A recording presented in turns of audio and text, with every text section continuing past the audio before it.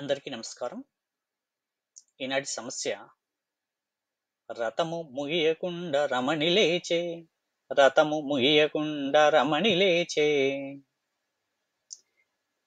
ఇక్కడ ఇచ్చిన పదము రథము.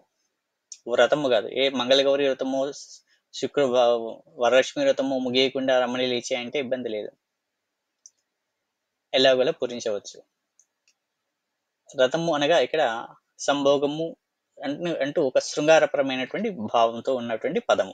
కాబట్టి ఎందుకు ముగియకుండా రమణి, రమణి అనగా స్త్రీ అని అర్థంలో తీసుకోవచ్చు, లేక ఆమె పేరే రమణి అనుకోవచ్చు.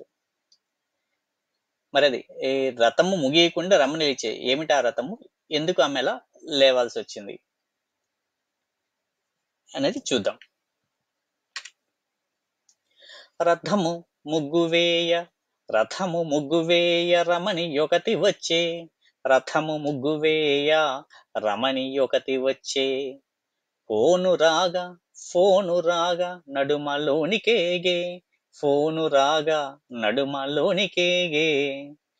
థా పలకంగలేని తరుణి, థా పలకంగలేని తరుణి పలికెనంత, థా పలకంగలేని తరుణి పలికెనంత. రథము ముగియకుండ రమణి లేచే, రథము ముగియకుండ రమణి లేచే. అది సంగతి. ఇక్కడ ఒక ఆమె వస్తు సంక్రాంతి మాసము ఏమో రథం ముగిద్దాం అనుకుంటుంది, మొదలు పెట్టింది. ఈలోపు లోపల ఇంట్లోంచి ఏదో ఫోన్ మోగింది, బహుశా సెల్ ఫోనో లేక ల్యాండ్ లైన్ కానీ దాన్ని తీసుకోవడం కోసం ఆమె లోనికి వెళ్ళిపోయింది. ఇక్కడ ముగ్గు పూర్తి కాలేదు. అయితే ముగ్గు వేయిస్తుంటే, బాగా ముగ్గు వేసే వాళ్ళు ఎవరైనా వేస్తుంటే చుట్టుపక్కల ఉన్న వాళ్ళు, పక్కింటి వాళ్ళు, ఎదురింటి వాళ్ళు కూడా వచ్చి చూస్తూ ఉంటారు కదా.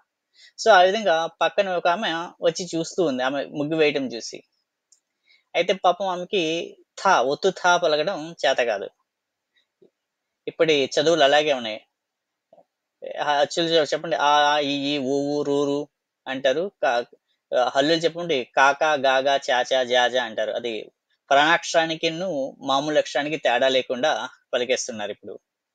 కాబట్టి అటువంటి చదువులు చదివినటువంటి ఆమె ఇలా పలుకుతుంది.